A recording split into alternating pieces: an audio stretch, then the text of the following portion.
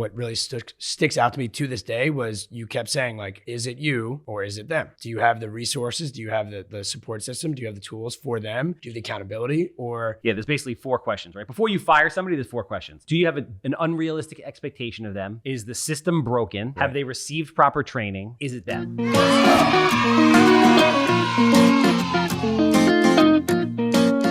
No one's gonna watch past us. We have a lot to talk about. We're gonna help people. You think anybody watches us anyway? Yeah. I mean, I tune in every now and then. You watch the Dylan podcast, right? That kid's, I love that kid. He's fucking hilarious. I watched the Emily one. I watched a lot of the top 20 Emily's ones. hilarious too. Yeah, they were really good. I watched a lot of them. So let's get into that. So for anybody who doesn't know who you are, right? You're Dan O'Neill, right? Creator, founder, owner of the O'Neill team, right? YPN president. Okay. Put on a banger top 20 under 40, bro. Let me tell you something. That was fucking great. That was like real estate award meets comedy. I laughed the entire time. Wait, that's actually pretty anybody who watches the video hears dead silence and just me laughing the entire time. The best part, and the only pictures that I wasn't allowed to post were they got shots of my mom and you just dying laughing. My mom didn't think she looked good on it, and she's probably watching this, so she wouldn't let me post them. I'm like, Mom, this is maybe my favorite picture of all time. It's just you two in tears. Hysterical laughing. Yeah, I got in a lot of trouble for the comedy show. So. I thought it was great. Thank you. You need that. Nobody wants to just hear, and the award goes to, no, they need a little entertainment first. You know what's crazy about that though? What? I didn't have a script. So the script got mangled. That's awesome. And I was reading, I couldn't look up because I would get too nervous. So I was reading off of the. Were you nervous? Yes. You don't strike me as the kind of guy that gets nervous talking in front of people anymore. Very nervous. Well, that's not true, but nervous in the sense of if somebody tells me, all right, ready? Somebody says, don't be yourself. Okay. I'm immediately nervous because now I'm in my head, don't say anything stupid. Well, you can't be anybody other than yourself because you suck at it. That's why I got nervous. You didn't know how to do it. That's why I got nervous. So I actually was reading off of the Crest Hollow dinner menu. Shut the fuck up. But if I looked up and I saw everyone's beady eyes looking at me, yeah, I would have had a panic attack. I would like to do that just because that looks like fun. Imagine, but someone goes, "Don't be yourself." No, it's physically impossible. Yeah. No, it's physically impossible. Yeah, so I can't do it. Just reading off the Crest Hollow dinner menu. Sounds like the majority of my ex-girlfriends. Don't be yourself. Be something totally different. I don't know how to do it. Well, this isn't going to work. Yeah. Anyway. All right, so. None of this is making the podcast. All of this is making the podcast. Please, it's all live right now. We're done. This is what people want. Yeah, but people on Instagram and YouTube and stuff, this can be cut out. This is not going to get saved. This is what people want to see. Is it, though? Yeah, they want rough, rugged, raw. First of all, congratulations. You've lost a lot of weight. You look fantastic. So thank you. I've been working hard. I lost 15 pounds. That's amazing. Yeah, I think I got to gain actually 5 back. You think you want to gain 5 back? Yeah, I think my fighting weight, I would never fight in a million years, but I think my fighting weight's 175. And so I was 190 and my face looked like a dinner plate. It was insane if you look back at 4 months. So I started doing the redefined meals and is that what you did? Yeah, no gym, just redefined. Just redefined. Yeah. Wow. And I lost 20 pounds. I'm 165, so I want to get back to 170, 175. Okay. So I don't like people telling me I look too skinny. Bro, everyone always has an opinion. I know. You don't look too skinny. Thank you. No. If I didn't know you, I was like, Stan, he's in shape. Looks good. Yeah. Looks tapered in the middle. Yeah. I'm not an OG fitness like you at 5 o'clock in the morning. I can't. OG fitness is another level of sexy. Yeah. It is. You look, thanks, man. Yeah. I'm fucking, yeah. By the way, if anyone's ever gone to the gym with this, do you grunt at OG? No. Of course. Absolutely. Oh my God. I high five people. Well, that's okay. Amanda's so embarrassing me. Me and Charles used to go to the gym together at 8 o'clock at night, and it was in a little garage. And this guy, when he's lifting, lift something and make the noise. Nah, I can't do it, man. All right, I'll do it for you. Imagine you're just sitting there, right? You're on the treadmill and you just hear, It's not quite like that. It doesn't sound like I'm throwing my back out or getting it in when I'm not on a full stomach. It's really sounds like a whale's getting clubbed with a baseball bat, and we're in a garage in someone's whale apartment. wouldn't even feel it if it got hit by a baseball bat. Those things are so fucking big. Well, whatever the noise was. Listen, everybody out there, every man out there knows that when you're really lifting and not posing for Instagram and fake doing a squat, when you're really lifting and trying to fucking put in work, there comes a moment in every set where you gotta you need a little motivation, to get it to get the weight back up. Bro, the whole entire neighborhood was waking. The fact that you do that at OG and you should be thrown in prison for that. Yeah, I make faces at Amanda all the time. I walk around and high five people. I'm I'm the outcast. Plus, I'm the old guy in there. Yeah. So it's even more ridiculous because everybody in there is 27. At least she bought you the workout gear too. At least you got some Gymshark. You look you kind of actually look like a little bit of a hippie right now. This is hippie Charles, Looks like you were just at like an Iration concert this weekend. What's Iration? Yeah, yes, exactly. Revolution, Sublime with Rome, Pepper. I mean, I don't know. Do you have ever heard of them? Greg, you with me, right? You like reggae music? Bob You Marley. don't know what reggae music is? Oh, reggae. Bob If Mar- anyone in this room looks like they listen to fucking reggae music, it's you.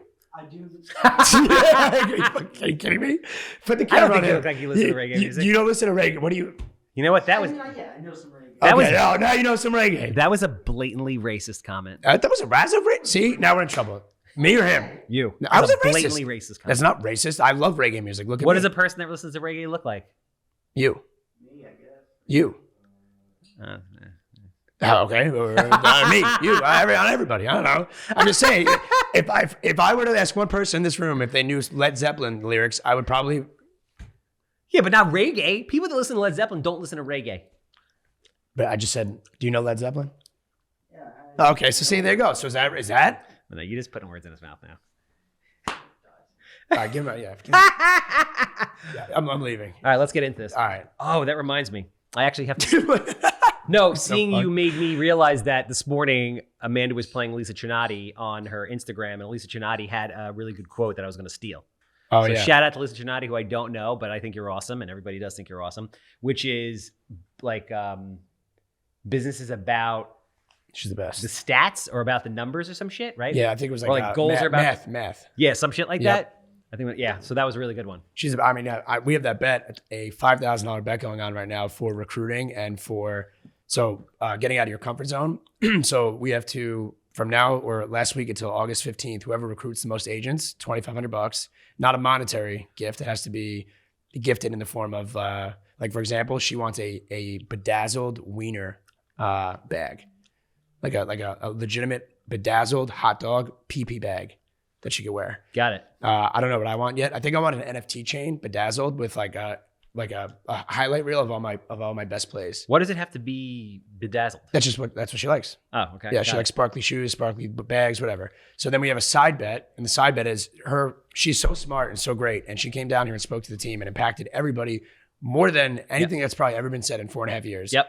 You could probably test that. Yeah. Okay, so I told her that she needs to start posting more on social media because she normally does like in front of the camera, like, you know, they ask her a question and then it's got the captions, like, no one's watching that shit anymore. So I'm like, Lisa, you need to be yourself. She's an introvert. She's like, hates talking to people. She's an extreme introvert. So I'm like, all right, my goal is to get my Zillow numbers to X as the side bet for $2,500. And you have to post a video on social media every day, 5 days a week. She's doing from it. now until August 15th. Yeah, she's doing it. She's shoving it right at my hoop. I'm gonna have to hand her a bedazzled wiener bag at the Tom Ferry conference. Well, hopefully you'll do what you have to do with yours. What happens if it's a tie? Can it be a tie? We're still debating on it, but she's coming up here with her team August 15th. It can be a tie. It's not gonna be a tie. I'm gonna win. She's coming, bringing the entire team. Yeah, I'm gonna win. She's got like 98. I'm gonna win. I've recruited. She's like, gonna bring 90 agents here. I don't know. Maybe. Yeah. Maybe. Well, she's a broker. It's not her team. She's a broker, Yeah, right? she's a broker, Okay. yeah. Yeah. Just I'm gonna win. I'm crushing it. I got her on her heels right now. She's not gonna keep that social media up. you don't think so? Read my text. I think she's absolutely gonna do it. Look at our text. I don't think that lady Look, backs down from a challenge. I don't think so either. I'm going to be the first. I have nothing to lose. If I lose, okay, Dan O'Neill put in a valiant effort. If I beat her, she has everything to lose because now I cement my legacy. Scroll up on the that was like an hour ago. What I said to her. Read out loud what I said to her about an hour ago. This is your chance. I'll let you out now and say it was a tie. Now is the only time. Last chance. She laughs. Forget it then. You should do. That was it. But I did give her the chance to opt out. All right. No, she's gonna do it. That lady. I don't even know her, and I know she's gonna do it. She's going to do it, but I'm going to beat her in recruiting. Okay. Fun fact: I have the record in South Carolina to this day for the number one amount of recruits. To the fraternity? Yeah, I mean, I blocked it out of my memory, but I do. I still have the record, 60. All right. Yeah. Keep the change.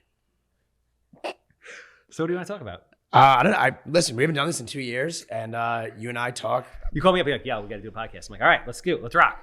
You don't have to ask me twice. Yeah, well, I mean, so we didn't really plan this, and I mean, we just probably went on for 21 minutes, so that's what I'm saying. You have to cut this, but we talk every day. You are like as close to a big brother that I could possibly have. You've been a mentor to me. You've helped my business tremendously. So we talk like every day about various things, whether it be life and business alike. And I see all the clips. I see all the agents that are on the podcast. the last time we did this was, I think with, what was that girl's name? Jacqueline Ferrante, right? The new agent, whatever that was 2 years ago. And I don't know why you're laughing. I'm not laughing. And so we haven't done this in like 2 years. And I do think that, I mean, if they make it past the first 20 minutes of that diabolical intro, which I hope you guys really do cut, I do think that this will help and impact like a lot of people. Because I mean, I think people can learn from the both of us. Number one, they can learn from you how not to dress because you look insane. You look like you just got released from Riverhead an hour ago. And, you know, and maybe for me, they can learn some of my mistakes that I've made. And and what a person that listens to reggae looks like. I listen to reggae music. I just named 7 bands. I was at a reggae concert on Friday night. I listen to Spanish music. Do I look like I listen to Spanish music? Bad Bunny, I said I'm mejor. Is that racist? Because I like Spanish music? I don't even think that was real Spanish. Bad Bunny es el mejor. Sí, tú sabes nada, pendejo. Sí, lo sé todo. Oye. Oye, sí. Oye. Mira, pendejo. Somebody commented on one of my questions today on my Instagram thing, and they said, "Do you like actually love the Latin culture?" And was that when I was walking in here? What was my video? When was the last time you dated a Spanish girl? I went on a date, college. Really? Yes, sir. You haven't dated, and you say that you... I'm Spanish. Yeah, no. Okay.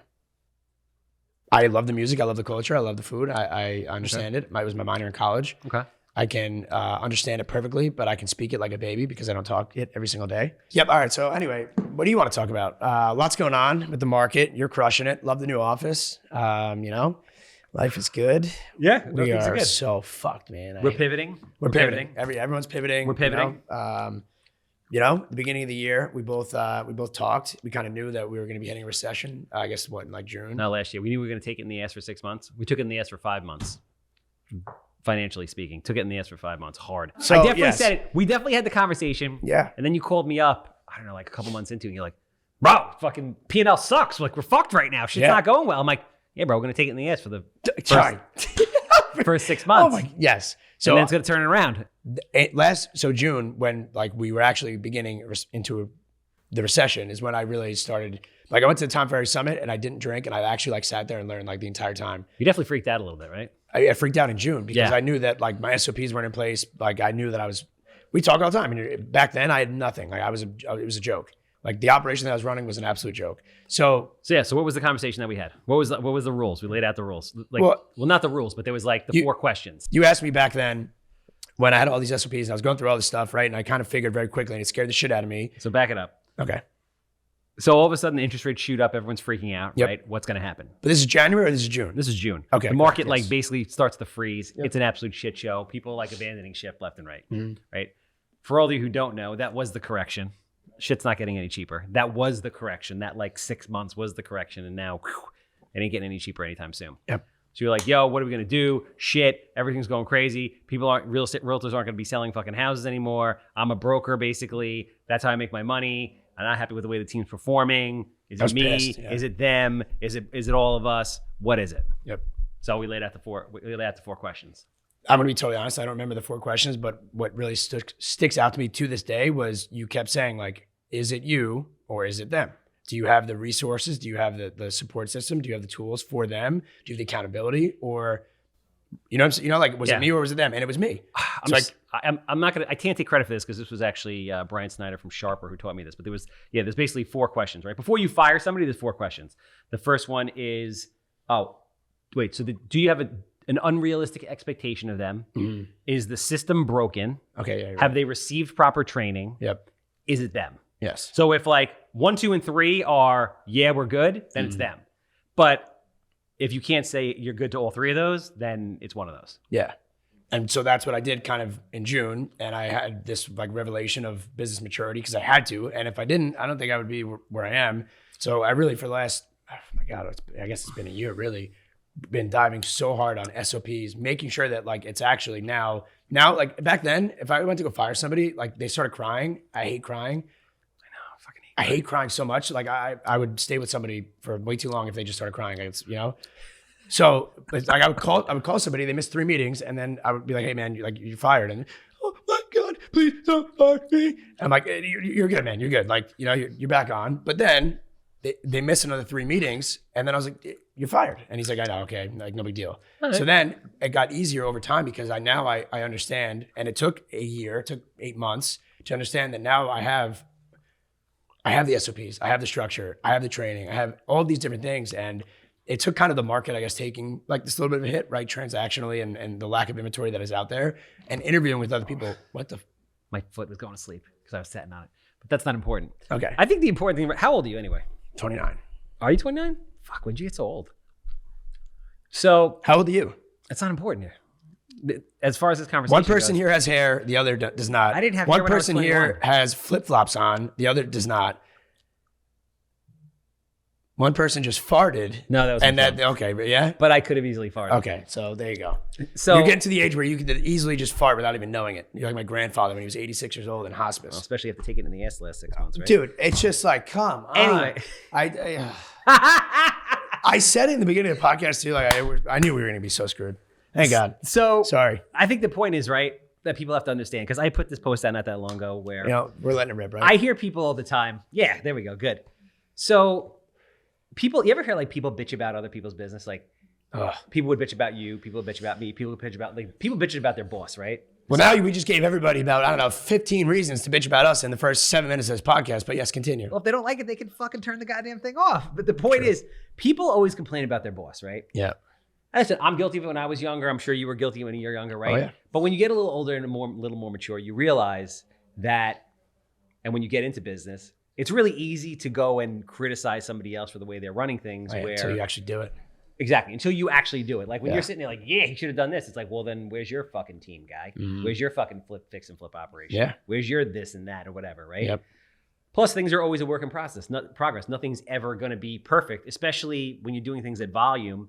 Everything's always sort of fucked up. Oh, yeah. And you're really young. So this is like a compliment to you, right? So I think people need to realize, hey, you probably were the youngest team leader at one point, right?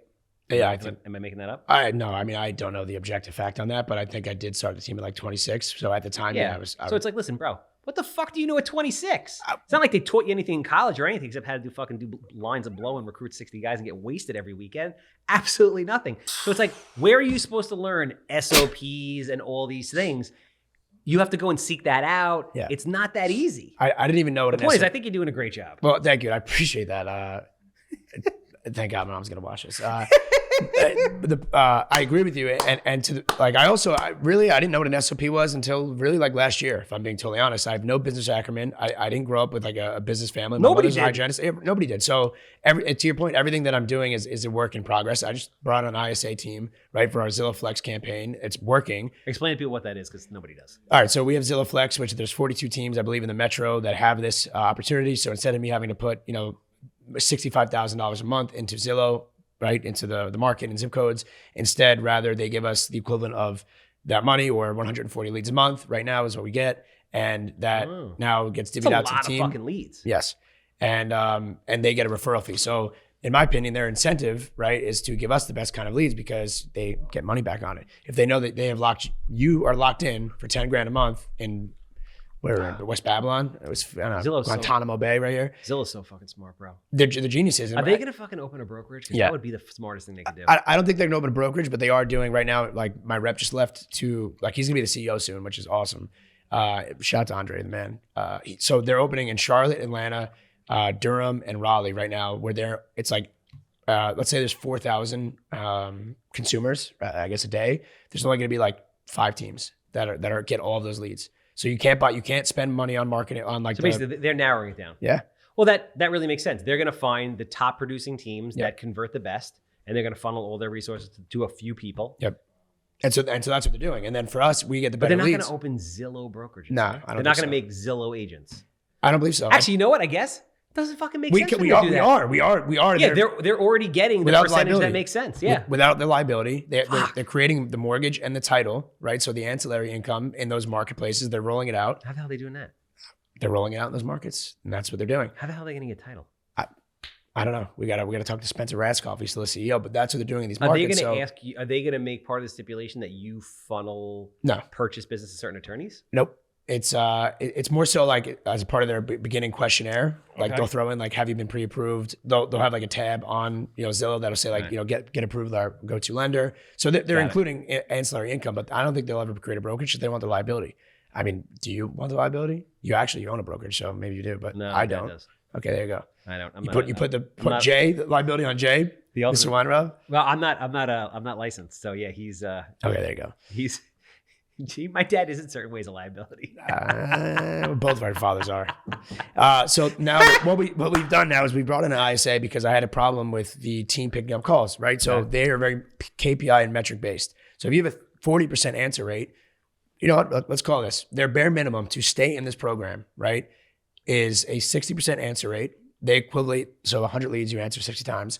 They say if you answer 60 times with the ALM script, you will get, I think it's like 47. What's an ALM script? Like appointment, location, motivation. Got it. So if you set the appointment, you ask what the location, why that area, and then what their motivation, like why. Are they screening this with AI, or are they just spot checking certain amount of calls? No, they have like, it's like somebody like on the line, and then it gets live transferred to us. So point is, they had it's 60 to a 47% appointment rate. Out of the 47%, if you're at that number, you're actually only going to show like 27% of those people. And then out of that 27% of the people, you will be making offers for 12, and your conversion ratio will be at like a 5%. So they want you to have a 60% minimum. That's rate? like if you're 60% appointment rate? No, answer rate. What's the appointment rate they want? Actually, I think it is 60. That's unrealistic. It's not, because we just did this ISA, and now our answer rate is 89%. Okay. Our appointment rate is now like 92%. Met with rate is at like 67. So in just 30 days of bringing on this ISA, and it's a work in progress. How many people I believe the answer rate should be like 99.9%. That I agree with, right? But the appointment rate, like how many of those? There's no reason why you cannot get an appointment. You throw any objection in right now at me, and I'll get an appointment with you. Well, you know what it is? I always said that 85% is 100%. But these people are calling on the phone. Hey, I like this house. I want to buy this home. How do you not get an appointment out of that? I'm just curious. It was my fucking neighbor's house. Okay. How long have you been looking for? Or you're just interested in your neighbor's house? I'm not. I'm just interested to see because I'm a nosy asshole. Right, but Zillow wouldn't let you through. It's got to be somebody that like they're screening these people. So give me another objection. I would tell you, I don't know. There's always a certain percentage. If you're no, okay, I got another for you. I don't know if I should. There's a certain percentage of people that you know what? It doesn't matter what you can do. Like, I'll give you, again, I always have this statement, 85% to 100%. There are certain people, would you agree with this statement? There are certain people, you could give them the sickest deal in the fucking house, 50% of whatever the asking price is, and they still wouldn't buy the house. Correct. There's just a certain amount of people where it's not going to convert. That's why 60% just seems very high to me. But that's just appointments. That's not transacting. And an appointment could be a Zoom call. It could be a buyer consultation. It could be, hey, let's go get coffee. Oh, not for that specific house. No, just an appointment in general. Let's get coffee. Has anybody explained the buying process to you? Hey, you're interested in your neighbor's house. That's totally fine. I'll go show you. You want to go grab coffee after? Whatever it is. Yeah, nobody does that though. Well, you should be. Has anybody explained the whole buying process to you? I agree with you 100%. Okay. Keep going. I love Zillow. I think fucking Zillow is brilliant. I'm pissed off that I wasn't in the game to be able to come up with Zillow. Put it this way, ready? So now that I've been actively, because I have this bet with Lisa, I've been finally, for once, I've never done any outbound recruiting. It's always kind of been inbound, friends, right? If you had a pulse and a license, whatever, you're on the team. So now I've actually been doing outbound recruiting, and I'm able to recruit agents that are already doing 25 or 20 deals, which I never thought was possible. And it's because I've proven like the Zillow thing works. Zillow is not meant to be your main source of income. So you had Dana Palmer on the other day. She said that her first 12 deals, I believe, were from Zillow Flex, correct? Something like that, 11? 11 out of her 12. So she did 12 deals last year. 11 out of the 12 came from Zillow. Okay, so that's her way now of getting, experience, getting deals done, getting her name out there, winning top 20 under 40. Now, if she did the right thing by all those people, which I know she did because she's a great agent, every single one of those people should probably refer her to 2 or 3 other people, right? Sidebar, I think it's very important to mention this before you go back on your rant, is that, I love your rant, by the way. It wasn't a disrespectful thing. Every single agent that has come on the Top 20 to 40 podcast this year has said that Zillow was their primary source of business. Yes, and it should be as in the beginning, right? But that's where you make your mistakes. I'd rather make a mistake on somebody from Zillow than if like you called me to buy a house, or if my mom did, or my cousin, right, or family. So the point is, you get the experience, you learn how to do everything with the Zillow people. They're people that are just coming to you. If you're a brand new agent, who's coming to you to buy? When I was 24 years old, I'll tell you who wasn't: my friends and my family, because they they knew me at that time, and I probably wouldn't buy a house for me either back then. So I had to rely on other sources. I had to do for sale by owners, cold calling. So now we have this opportunity where agents can just come on, and if you do 2 or 3 deals a month from Zillow, that's just ancillary income. Now you have your sphere. That's a lot of money, actually. It's a lot of money. That's a lot of money. And on top of your sphere, on top of teaching how to be an outdoor cat, not just an indoor cat, right? Like the fact that you can literally sit here right now and your phone ring and get an appointment with a live buyer set for you. Yeah, without doing shit. We're sitting here. Yeah. Is insane. Yeah. The only problem is I feel like agents don't appreciate it. No, I agree. At all. They don't appreciate it. Because it's like, fuck this goddamn Zillow call. It's going to be some asshole who wants to buy a $150,000 house that doesn't exist. Yep. So what I did was, because I've gotten that a lot, and our answer rate was 35%, which is just diabolical. Absolutely sickening. I could throw up all over your set right now. 35%. 35%. No, that's completely unacceptable. So what I did was I brought this ISA in, and everyone's pulling back. Everybody's losing money right now. I invested $65,000 plus on an ISA who basically is there to answer the call, set the appointment for the agent. They don't even have to do anything. Now you go to the appointment, done. Yeah.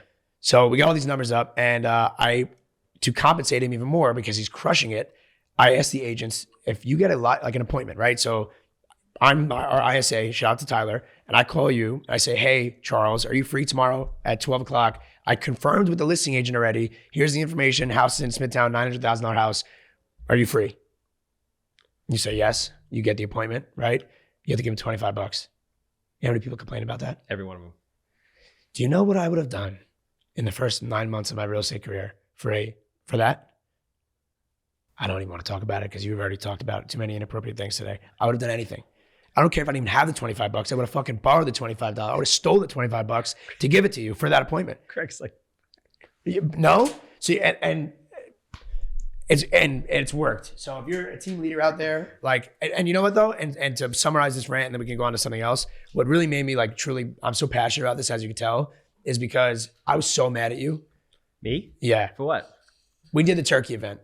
And by the turkey event, Oh, yeah. I mean that we raised a lot of money, which was an incredible event. We built houses in Turkey for the victims of the earthquake. Yep. It It was fucking awesome. was awesome. That's not why I'm mad at you. Oh, okay. It was an amazing event, and I'm so grateful that I was a part of it. It's the sickest thing in the world that me and Carb's name are on the same house together in Turkey. It's unreal. Anyway, I was mad at you because I didn't know that I had to do a follow-up 3-hour-long session all the way in Uniondale, which by the way is an hour and a half away from my house. To keep the change, thanks a lot. So I come up with this 5-hour prep, like actually really prepare. And I get there and there's one person, just me and you, and nobody else is there. I thought it was 2. Oh, I'm sorry, there's 2, yeah, but okay. 3, maybe 3. Nope, 2. 2, okay. Trust me, there's 2. No video guy, nothing. So now I'm in a basement. Like you've been there. I'm in the basement. I'm like, am I gonna get like, is this it? This is it, whatever. So that's why I was mad, right? Because I'm like, I just spent so much time, I really tried like to make, so what came out of that though was that one of those 2 people messaged me, and I wasn't trying to recruit nothing. I just was like, hey, I prepared this, so here you go. They were on a 90-10 split. They didn't do any deals. They're incredibly successful in their other career. Long story short, reach out to me. They want to join the team. In 3 months, they have done, shout out to the Gens, fuck it. Shout out to the Gens, G.I. Jen and Jen Keenan. I love the Gens. $91,000 in GCI since May 1st from Zillow. Yeah, that's nuts. May 1st, was it June 1st, July 1st? 60 days This is booked business. This is like under contract business. under contract. And they've closed probably 4 deals just from open houses, from an hour-long open house. They are incredible. So now we have all these, sorry, as I butcher this mic. So now what I've done is like, that inspired me, like James Goose, another amazing kid, Schladen, all these people that are coming on. I'm noticing how little these brokerages are offering and how little maybe these, some teams are offering. And like, they'll give you marketing money, but okay, well, where are you putting it? Do you even know what to do with that marketing money? So That's my line. Is it my line? I don't know. You take my line? I thought it was Albert Einstein That's or Tom DeLonge. Shout out to Blink-182. But I've realized that, and so now I'm so confident going on these appointments because now, I have it's the proof. Yeah. And like now I feel, in a way, like I can really actually help a lot of agents, and that's why I'm so passionate about like the Zillow stuff and the team stuff and the accountability and all these things. And it's a testament to you, like making me get my shit in order, and also the Tom Ferry ecosystem, because it allowed me to meet those people like Elisa. And instead of going to Vegas and just playing roulette, the entire time and not going to the conference. 6 months, I made it a goal of mine to speak at the event, and I did.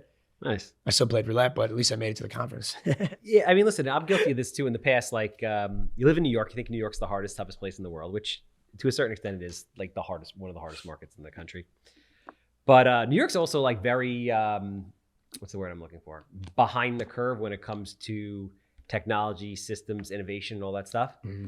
And there's like a whole world of people out there that we don't collaborate with. And because of that, I feel like we're behind. Yes. And just from the fix and flip standpoint, like, in New York, I fix 7 and flip 70 to 110 houses a year, which in New York is like, Jesus Christ, how do you do that? That's fucking nuts. But there are dudes in other states that, you know, wholesale or do whatever to like 600 houses across like 4 states at any given time. Yeah. And you're like, how the hell are those people doing it? I can barely, you know, I've lost all my hair trying to manage it here. It's all relative though. I mean, DJ and Lindsay team, right? They do 3,000 transactions a year.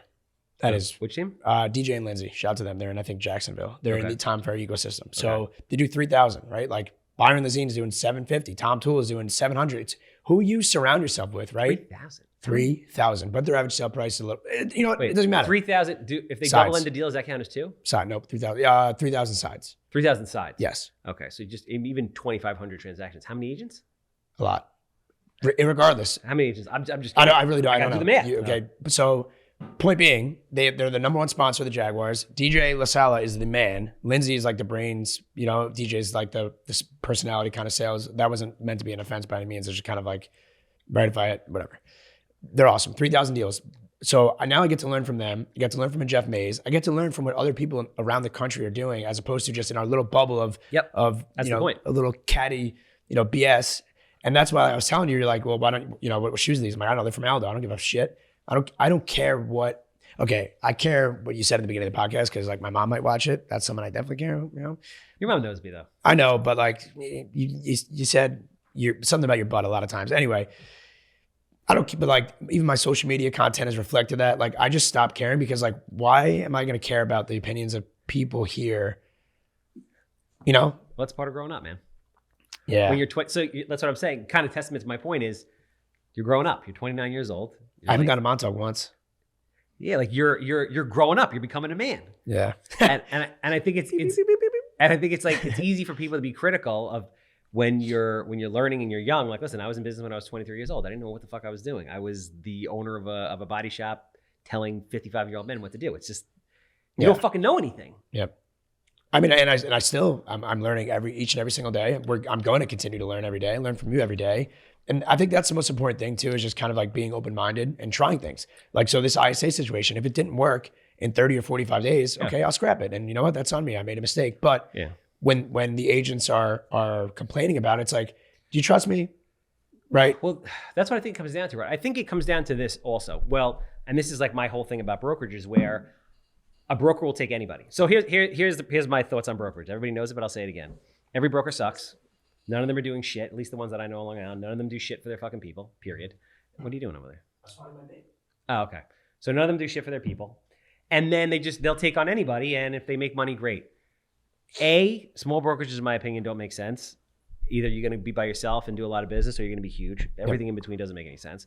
But 2, like, if I had a brokerage, I wouldn't take everybody. I would take certain types of people, right? Yeah. I would take people that are doing a certain amount of business, no less. But I would most importantly take people that are certain type of people. Yeah. Like, hey, this is our culture. This is what we stand for. This is how we rock, right? Yep. If you don't fit into this, if that's not your belief system, then that's fine. But this isn't the place for you. And part of that is, hey, listen, my name's Dan O'Neill. I'm always going to try to push this thing to the next level so that we can all make as much money as possible and have the best lives possible. Sometimes I'm going to fuck up. Right? But I need you guys to understand that I'm going to fuck up sometimes. But a lot of times I'm going to hit it out of the park.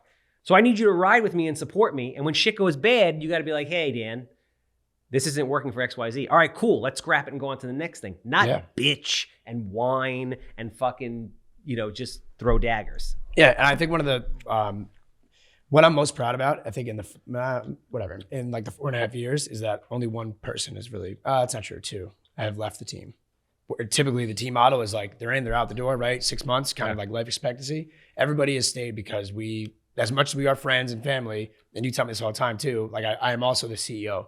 So I got away from being everybody's best friend, pardon me, right? And I'm working on it more so too. But and being the CEO. So they respect me. So on this once every 7 months where I blow up, it's like, oh shit, like we got to get our act together. Like Dan's pissed. The other thing is too, like I learned, and as a mistake, I'm partying in Montauk all last summer. Partying in Montauk all summer. Every weekend I was in Montauk. Why would you listen to me, or why would you respect me about anything if I'm out in Montauk every single weekend? Now I'm here. So what's your excuse? I'm here. I'm working 7 days a week, 140 hours a week. Why can't you? Well, that's the thing. I mean, you have to lead by example. Yeah. And when you get to a certain point, like, listen, if you were 50 years old and you've been running a team for fucking 25 years and you've amassed a certain level of success, then you can do certain things. Yeah. But when you're 20, when people are like your equals and you're 27 years old or 28 years old and you're telling people to do things and they're like, hey, well, you're not doing them. Yep. You have to be willing to be in the trenches with your people. 100%. And now I am. And the people that we brought on, like this core group that we have right now, it's like, it's so inspiring. It's awesome. We just moved to East Northport, our office, everything.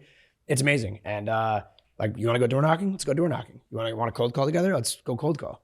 And it's starting to catch on. And like, everybody's so motivated and inspired. And like in the last year, it's made such a difference. And it really comes down to accountability too. Like we've implemented a ton of accountability, a ton of like, you have to be at the office.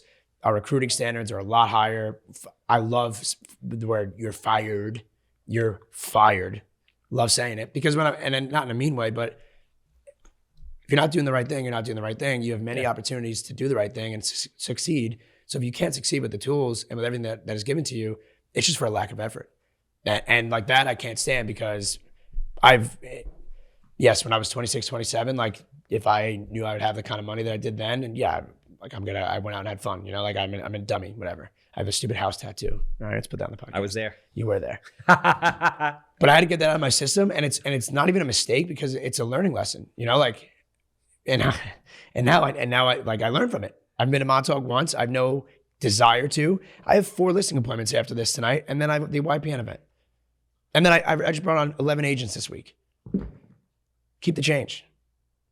But it's because like I'm so inspired and excited, like seeing these gens and seeing James Goose put in 18 offers. He came up the other day. He's like, yeah, I put in 18 offers. Haven't really had any luck. I'm like, all right, well, let's go over why maybe that's happening. And I'm like, and also maybe just flip the perspective and how many people would be wishing that they were putting in 18 offers, but you're killing it. You're crushing it. I think agents also have to realize, I think salespeople in general don't understand like how numbers work, right? And you and I have discussed this all the time. People think like, oh, the phone rang for Zillow, like this should be a closed deal, like every time. They don't understand, like, yo, you have to nurture this. There's conversion rates. Oh, we got to talk about follow-up. There's national conversion rates. Follow-up, obviously the biggest thing in the world. But, I always talk about it for what I do. For every, basically 25% of the inbound leads that we get turn into appointments, and then you close a third of those. Yeah. That's the hope. So it's like, hey, if you're looking to do, it's basically roughly an 8% overall conversion. So that means for every 100 doors that you knock on or 100 conversations, you convert 8. Yep. But most people, I would bet right now, if you're at home, how many people are tracking their appointments? How many people are tracking their calls, their follow-ups, their CRM integrity? I guarantee half the people right now are not even in their CRM. 2%. DJ and Lindsay that I was talking about, 3,000 deals, they did a study on where those deals came from, time frame wise. Guess what percentage came from, let's call it 6 months or past? Out of those 3,000 deals. 3,000 deals, 50%. Close, 65. 65 deals. Yeah. So that means that if nobody followed up with them, what is 65? Like I did the math, it was like $4 million. That if they didn't follow up, but they didn't have a system in place, they would have lost $4 million and they would have done 1,200 deals. Yeah. That is insane. This business exists in the follow-up. Like we torture people forever, basically. You have to. And I'm in your, Podio and all that stuff, and I see all your systems, and I kind of like take them from you in a way. So instead of now, like we go by CRM integrity. If you don't have every lead updated, if there's not a task, if there's not a follow-up, nothing. For example, we went into the CRM the other day in Zillow. 145 leads are in nurture, right? That means like they're going to follow up. Yeah. But there's out of the 145 leads that were in nurture, how many people, and none of them had been touched for 4 months, how many people do you think were actively on Zillow that day? 145. Actively on Zillow. I thought like 75% of those people. I don't even know what that math would equate to, but there was like 120 people. That's more actually. Okay. So out of those 120 people, we went through and we messaged them and reached out, and we were able to revive, I think like 60 people. Out of those 60 people, 37 turned into appointment. Out of those 37, 11 deals, 11 transactions happened in 2 weeks. Yeah. I mean, I think the thing that most people don't understand is you're supposed to be working all day. If you're working all day, nurturing people, putting in offers, showing people, and you're working 5-6 days a week for 8, 10, 12 hours a day, you're gonna bomb a lot, but you're gonna do a lot of business also. Mm-hmm. It's that simple. But everyone always like you follow up once and then they don't answer you, and then that's it. No, you they're not interested. But that's like what people do. But here's the thing, and if I was in Europe, I say this in the reverse because we're looking to buy from people. But if I was you, I would sit up there and I definitely didn't make this up. I don't know if it's a Zig Ziglar thing. Like I would stand up in front of the group and I would say, listen, you go at these people until they either buy or die, and they don't look that sickly to you. It's like that is the saying. Did you make that up? Buy or die. No, definitely. That's pretty good. I learned that from somebody. That's not a Bad Bunny line right there. Holy shit. Dead ass. I think I'm going to talk about Dead ass. What? I think I'm going to talk about that on the Zoom. Dead ass. Wait. You hang out at OG Fitness way too much. Did you really just say that? That's from my generation. You don't know about that shit. Dead ass is our generation. That's a younger generation. Dead ass thing. is not your thing, is it? Yes, it is. Are you kidding me? Really? It's been around though. I have way long. No shot. Your generation is that's mint. a 30-year-old girlfriend. That's mint. 30-year-old girlfriend. Just saying. No, these are- We know you have a 30. Okay. Do you want to talk about your girlfriend? Should we? She's gonna kill both of us for this, man. Fangul. What the hell? Oh, seriously. And I'm going to say this, so don't steal this from me when I jump on the meeting on Monday, which is that's the method. That's if you're a salesperson, this is where you're at. Yeah. Buy or die until these people either buy or die. Like there's no stopping. Mm-hmm. Hey, this is blah, blah, blah. I'm looking, you interested in buying the house? No, go fuck yourself. All right, cool. A week later. Yeah. Hey, it's Dan. Remember you told me to fuck myself last week? I know you're looking to buy a house. You want to buy that one, or I have other ones available too. Yeah. Like you don't stop ever. So we implement it now. If you're not doing that, then you're just not going to get the leads. And the accountability call that we have has worked out tremendously. And to your question to me last June, those 4 questions, right? Now I am overly confident that it's not. And listen, I'm still disheveled, disorganized. I have a listing appointment in 20 minutes. I'm going to be way late too. I was 20 minutes late here. Like I'm still not very No, organized. you're not perfect. No, and I never will be. But I know that what I have to offer is more than anybody else. And I look at. I mean, I will say this. I will say this because I'm blessed to be friends with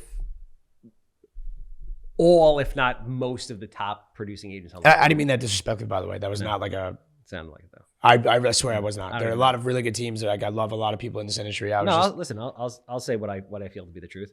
So I know the overwhelming majority, if not all of the teams. I know how they operate. Mm. I know the brokerages and how they operate. And I tell this to everybody. I said, what you offer is more than anybody else out there, right? Nobody offers 140 Zillow leads per month, right? Nobody has full-time media people that you can book time with at any given time.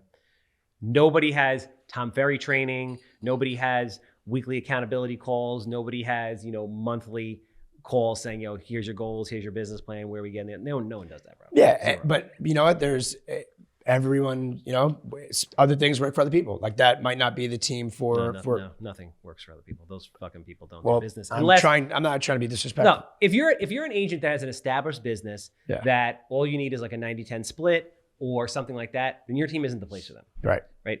If you're an agent who gets funneled business, however you get funneled business, or you've built your sphere and you can do 25, 30 deals, or whatever number it is that you're happy doing, because some people have it doing 5, some people have it doing 50. But if you're somebody who wants to learn, needs resources, and wants to build a business, there is no other option. What's your end game here? The last time we were on this podcast, this guy rented a 1-bedroom apartment, even though he owns 400 doors. He was driving around a truck and like a Civic. Still. No, now you got something nice.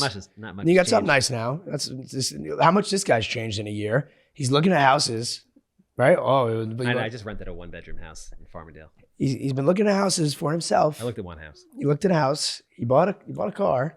I did buy a nice car. You bought a TV. Fuck, I bought a TV. Wow. Yeah, Look how much in 2 years since we've done this podcast. You can get a flat screen TV for $199 on Amazon? Fucking wild. 52 inches. You're showing your age. This man. thing is perfect. You're showing your age. Crisp as shit. Yeah, I only turned it on once. You're showing your age, buddy. You got a microwave in there too? Yeah, doesn't everybody? You don't use a microwave? You tell me. You guys own microwaves, right? All right, there's no technology that I'm missing here, right? You don't fucking stare at the food and it heats up, right? You stare at the food. I thought you might have like a hot plate. I don't know. No. Sticks and stones. No, I'm not quite that. No. Yeah, 3D printer. There you go. But we should have talked about that, but we mangled that. not talking about that. We were talking about other shit the whole time. But anyway, whatever. Point is, like, how much things have changed in 2 years. And yeah, we didn't really have a premise of this, but we just kind of wanted to come on. And I thought we were going to like inspire or help people out. I think we did. I think we just offended everybody. I think Amanda's going to call both of us immediately as soon as this comes out and bitch both of us out. I mean, I can't wait to be at the YPN tonight, and everyone's gonna be like, "Oh yeah, we heard Charles say that he got the no loop sandpaper finish in his ass 10 times." Like we're done. We might as this. I knew this was gonna happen. 24/7 resting bitch face. Is it Sandy? What up, Sandy? What's up, girl? That's Mark. Oh, it's Mark. Oh, what up, Mark? He's got his AirPods. Yeah, he's got headphones. Yeah. All right. Anyway. All right. Well, that was live, so everybody knows it. But nobody was watching. It's fine. Whatever. No, I'll delete it. Maybe we'll cut that part. Please, for the love of God. Well, listen. You know what? I don't care what people think, but what I guess does bother me though is that the people that don't like me or that, like say things about me, because it's all a game of telephone. Like it's actually pretty insane. I try my best not to let it get to me, of course, but I just don't like when people don't like me or they don't, actually ever know me or they never spoken to me, they never hung out with me before. Because it's easy to see with my social media and it's easy to kind of like see us joking around, right? And it's easy to see me with like broke agent and BAM and doing all those things. See me as a young kid in Montauk and doing all this, right? I understand that. But before you judge anybody, you should have a conversation, no? And why people like to talk negatively about others, what does that do for you? Does it make you feel better about yourself? Does it I don't understand it. Like why? Yeah, that's it. Is that it? I don't know. I think it's a combination of things. I think it's a combination of people not being happy with themselves, people just having an inherent human need to gossip about things. People complain, which they really don't have a right to complain about. I mean, we all pretty much have amazing lives. I mean, people go through shit, but at the end of the day, if you're healthy, you grew up on Long Island, you have a decent career. Yep. I mean, there's people fucking starving in other countries and shit and taking gunfire. So I put on I made a little post-it note last night, like 5 years ago. Like remember that you dreamt of you'd be here today. And people were like, I got a lot of nice comments and shares and stuff. And some people aren't, and that's totally fine, but keep working and you'll get there. And there are people that are commenting like, I have breast cancer, like, and you go through those comments and you read them and you hear some of the stories too, like of the team. I'm not going to, name names, but like you saw Nick Huxtable's story. The kid lost his mother, his uncle, his best friend, tore his ACL, right? The kid's 19 years old. He's in the office every day with a smile, working his tail off. Johnny Miles, he is going to tell his story when it's time. That kid's working his ass off, right? So all these things that you might have. George Newell. Happy birthday, Georgia boy. The kids, they're going to write the history books on that kid. Fucking love George Newell. Point being though is like everybody has a story. So before you judge someone, before you don't like them, before you talk shit about them or gossip, like why don't you get to know them? It's pretty fucking simple, right? Yeah. No, I'm with that. That was touching. We're gonna make that into a clip. What is your dream and end goal? I know I gotta get. I'm late for this listing appointment. I need to use a computer too because I gotta print comps. Oh, it's only 3:34. What's my dream? I live my fucking dream every day, bro. I really do. There's not one thing right now. Like if you could, like getting deep. No, I'm doing exactly what I want to do. I'm always doing exactly what I want to do. I'm spending this year to mechanize and turn this thing into a machine. You were there from the beginning. You saw it. So we're like 5-6 months in. It's going great. It's not perfect, but it's going great. Yeah. It will be great by the end of the year, but never perfect. And then I have some other ideas for other businesses, private equity stuff that I want to launch, and that's what I want to do. I want to become the real CEO in my life as opposed to having a job, which is currently what I do right now. Mm-hmm. And that's what I want to do. To the point back where and that's awesome. But you've been taking more time off. You've taken some trips to the point where like you used to never do that. Ever. Yeah, I took some trips. So you know what it was? I objective. Last quarter, the last quarter of last year. Not saying you like taking time off, but like last quarter of last year, I took a couple different trips because I'd had my head down for like so many years, like 6 years, just gunning. Yeah. And I feel like I finally like picked my head up and I was like, oh shit, like I'm doing okay. I bought over 100 rental properties. Like I lived like a fucking, in my parents' basement while doing all this shit. So it's like, you know what? I knew what was happening with the market. I was like, we're fucked. And you never enjoyed it. I'm like, next year we're fucked. So I was like, let's take a couple trips. Let's enjoy ourselves. Yeah. Because I knew also come this year, I was going to have to go right back into put your head in nose to the grindstone mode. The point of that was that I'm proud of you because I think you needed that, right? Like you got to live your life. You have to enjoy yourself a little bit, right? And we don't know when our last day here is going to be. 100%. So, listen, my electrician, 48 years old. We talked to him 2 weeks ago. He died of a heart attack in the shower like 3 days ago. It was fucking crazy. So sorry to hear that. You are right. And now I had the realization at 43 years old. I'm like, listen, I got to be the CEO in my life because in theory, if I want to, I should be able to go somewhere for a month and this thing should operate and run. Yep. It shouldn't just hinge on me. Every decision hinge on me. Yeah. So I have to become a better business person. Yep. I mean, I'm in the same boat too. You didn't tell us what your song that you would cry would be. I don't have one. First of all, I don't like.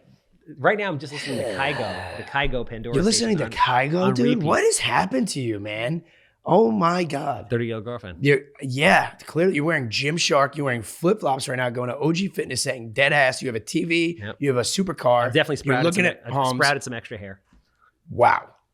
You're listening to Kygo, dude? I love Kygo. Did you go to Palm Tree Festival? Yes, of course. Where were you? I was working. Lowell was there. I was working. No, you weren't. Yes, I was. What do you mean? I've been there for 2 years in a row. VIP next to Dave Portnoy. I was working this year. If I could go to fucking Yeah. Country Festival, you can go to Country. Of course I could go. I chose not to go. I elected not to go. Next year we'll go. No, What?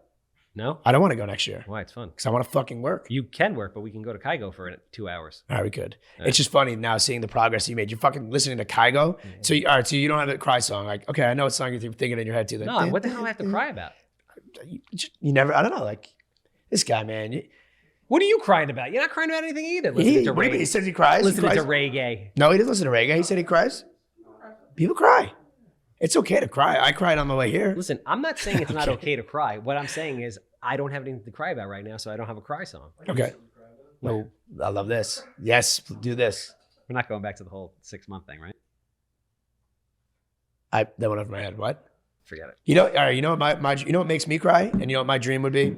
You know, Okay. you know what my end vehicle. I think I want it to be. What? It's always I want to be able to do a Make a Wish. Okay. Yeah. What does that mean? So you know, how, like all these celebrities are able to do like. So for example, I'm not even a country. I don't like country music. I forget what the guy's name is. Who just he brought out a kid. I'll show you. It's one of my favorites. Oh yeah. I like that guy. He was singing that he was doing the remake of that song. And Driving. he brought Cooper, Yeah. like the kid who has cancer, up there to sing in front of 50,000 people. They all chant his name, standing ovation. Like, Yep. Who's cutting onions? I'll start crying right now if I watch it. That doesn't make you cry. Who's cutting onions? Yeah, it doesn't make you What cry. the If I put fuck? this on, that won't make you cry. That I want to be able to have that kind of impact. I don't know how I'm going to do it or when I'm going to do it. That's my goal. I want to be able to do that. I want to be able to go to a children's hospital and somebody, make somebody's day a little bit better. Swear to God. You can I make think, fun of me all I think you want, already can. but hey, come on now. You don't I'll have to get be- there and be like, who the hell is this asshole? You don't- Are you kidding me? You don't have to be a celebrity to do that. I know, but yeah, yes, you're right. You don't have to bring him on stage in front of fucking the Tom Ferry conference to do that. You I don't. don't think that's anybody's. You don't. Yeah, I'm just saying you can do that. But I get what you're saying. yeah. I think that I'm trying to do that on on a minor level in many ways, and that's the only thing that I would change about my life is that I could do that. Listen, the good news is you're young and you have a lot of time. We That's all what- are. That's thankfully. that's why I didn't go to Kygo. Well, when you're 43, you can go to Kygo. Ooh, you're going to Kygo? All right. That's right. How much trouble are we going to be in 1 to 10 from this episode? Did No, we we're even good. talk about anything business related? 4? Yeah, Oh, it wasn't terrible.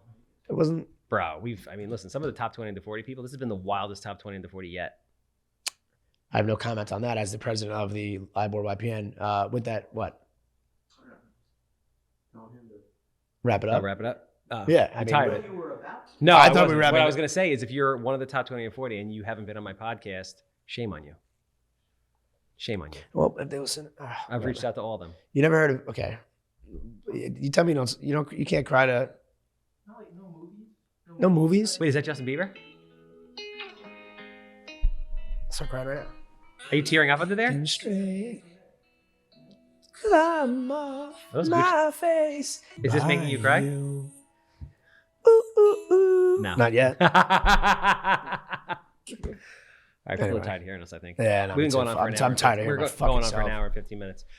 All right, well, maybe we'll do this again in 2 years. We'll see where we're at. You're going to be like a full-blown hippie going to the Cowgirls concerts and working on OG Fitness. And you'll probably own like 182 acres in Pennsylvania or some shit. What an evolution. I'll be sitting here balder than you, looking like Dr. Evil with the gray hair. your dad has everywhere. great fucking hair. He dyes it, dude. The guy burnt his scalp the other day. He had to go to the fucking emergency room. He has it, though. He had to go to the emergency room because he burnt his scalp with the hair dye, bro. Is that even fucking possible? Yes, he did it. I just told you. What the I just. Anyway. all So right. I think it's important to say that this and every other podcast is sponsored by Corona Financial. Yeah. Specifically Sauer Zolo. We love you. Shout out to Don't know, Cardinal. You should. Shout out to Cardinal. You do a fucking kick-ass job. You love Cardinal, right? I love Cardinal. I love Greg. I love Sal. I love Greg Frank. is I the love man. Ralph. I love everybody. Best fucking dress loan officer I've ever met. Yep. Greg Costa. Mm-hmm. If you have a house that smells like cat pee or doesn't, you know I want to buy it.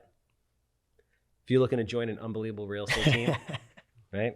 If you're not one of those agents that has been doing it for 400 years and is happy doing whatever amount of deals you're doing now through your own sphere, and you want to actually grow a business and get some value, You know what? If you're somebody right now that is, if you're ahead of your goals, what does that face? You just fart again? All feeling in my feet. Listen, Why? Listen, if I farted, bro, I was just about to say something. the fucking white shirt you were wearing would not be white anymore. So, speaking of that, if you are somebody right now, if you look at your goals for the year and you are either behind, you're on pace, and you're not ahead, and you would like to join a team where you have leads, you have support, you have staff, you have everything, call me. Say that again. What you just said about That your... whole, no, not Oh, okay, not so- about my farts. No, well, not about your farts, but if you are looking to join a team and you're either ahead of, if you look at your goals for the 6 months, right? We're in July, we have 180 days left. If you are behind on your goals or you're on pace or you're even with what you did last year and you're looking for a change, you're feeling a little, not motivated, you have no accountability, you have no resources, you don't have leads, you don't have inbound leads, you don't have social media, you have nothing, call me. El Julio Maravilloso. Please fucking wrap this podcast for me. All right, that's a wrap.